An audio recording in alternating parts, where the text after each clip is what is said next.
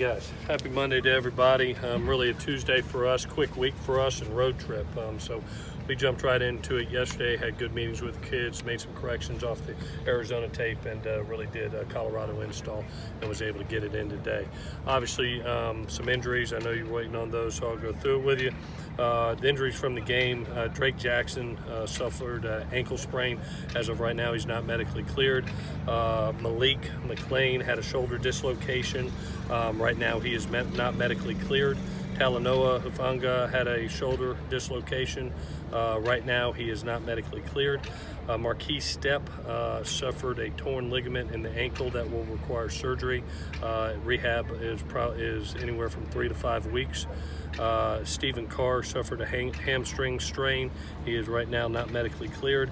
And Munir McLean suffered an ACL tear that will require season-ending surgery.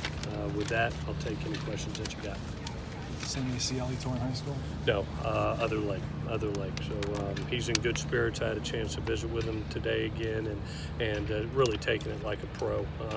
He did a tremendous job for us this season. Got some valuable reps as a freshman, and we'll get this thing fixed, get it tightened up, and hopefully he got good, Lord willing, he'll never have to worry about it again. With Vavai, you didn't have a timetable last week with Vavai and now Carr. Do you have a rough timetable on either one of them? No, I think Vavai is multiple weeks. You know, Stephen with a hamstring, you never know, Adam. I doubt it's this week. Right now he's not medically cleared, and it's a grade 2 hamstring. So we'll see where it's at. But it's right now I'll list it as day to day, and he's not even medically cleared, which means he's not even out here running yet. What's your sense on timeline? As much as you can say, how much does this change the offensive game plan? You know, one of the things that I've always felt, and we believe in our kids, and you know, I've always believed there's injuries that happen all through the country in all college teams, and as a coach, we're not paid to make excuses. We're paid to find answers, and we'll find those answers. One, in the belief in the training and the kids that we have. We believed in Keenan, and he went out there and did an unbelievable job for us the other night. We believe in Quincy. We're going to move Dom Davis into running back, who has played before, to give us a true 3 deep there at the position.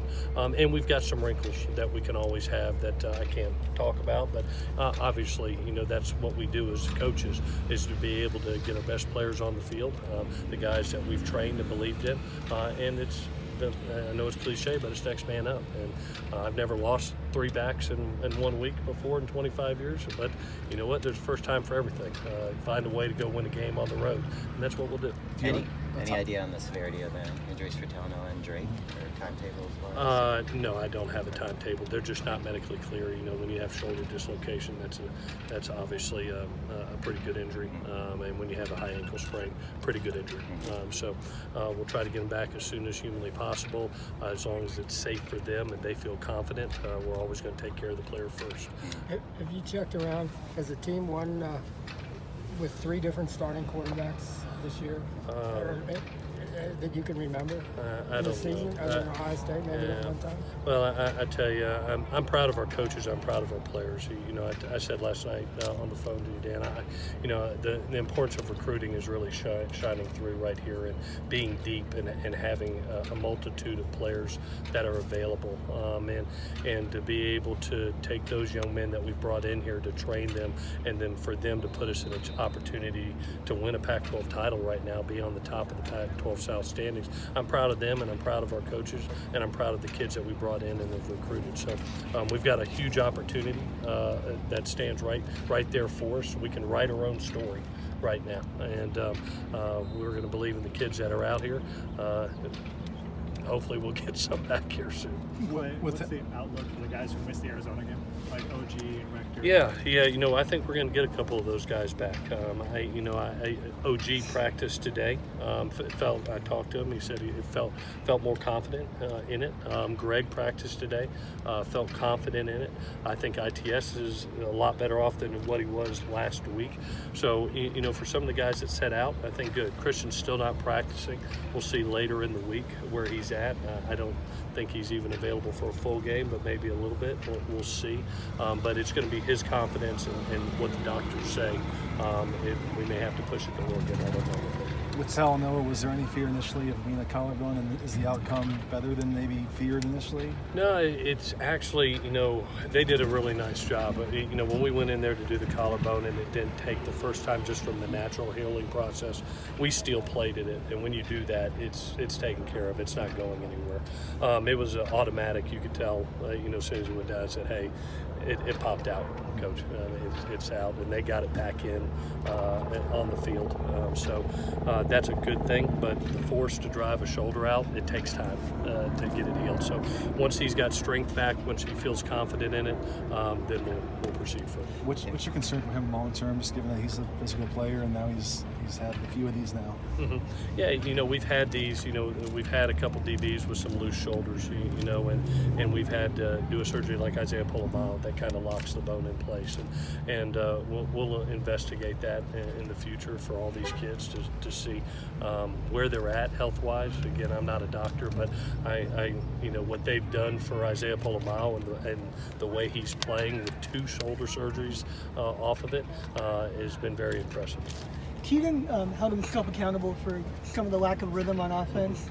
What are some things that you really feel like moving forward in this game he can kind of learn from the Arizona game? Yeah, one of the things I said it the other night on the phone is, good quarterbacks, when things aren't always going right, they don't force the ball. And I thought he did a great job of that, is not forcing things, but letting the game come to him. And you look up and he's 21 of 30 for 250 yards, 2 touchdowns, and 0 picks. For a lot of quarterbacks, that's like, wow, that's a hell of a day. When you're the quarterback at SC, you're like, okay, well, what do you got to do better? For him, one of the things that I thought, he's such a good athlete. He used his legs on one time to break contain to the right, got 5 yards, got out of bounds. There were 2 other times, that we called shots, and if the shot's not there, being able to step up in the pocket, be able to go through the pocket, get 5 or 6 yards, slide down and get down, that was a step that I think he could have eliminated 2 of the sacks that we had on the day. So that's where I think his improvement can come. He missed a couple throws which aren't like him. He's an extremely accurate passer, but we missed a flood throw to Amon-Ra down in the red zone. That down on the goal line that he wishes he had back. That's going to happen. That's the one thing I'll always say. I don't care what level that you are at. All quarterbacks are going to have an off day at some point in time, and you hope that running game is right in your hip pocket, and it was. You have a 200-yard plus game, and that's a quarterback's best friend as the rhythm gets going, and it did. It really picked up for him in the second half. He was 6 of 9 on 3rd down in the second half.